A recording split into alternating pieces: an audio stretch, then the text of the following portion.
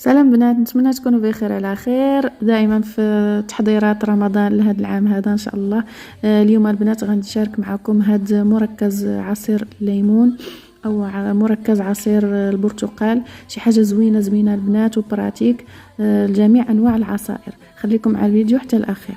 هنا البنات غادي نحتاج 4 كيلو ديال الليمون. هنا عندي النافله البنات تيكون حلو احسن من الليمون ديال العصير، تيكون شويه حامض، وغادي نستعمل 2 حامضات كما قلت لكم 4 كيلو. غادي نشوف شحال خرجت ليا من بعد. هنا غادي اول حاجه غادي نحك هذيك القشره الفوقانيه كما كتشوفوا، ضروري واخا كيطير معليش. المهم هنايا البنات غنشارك معكم هذه الطريقه، هذه راه براتيك كنحكوا بهذه الطريقه هذه.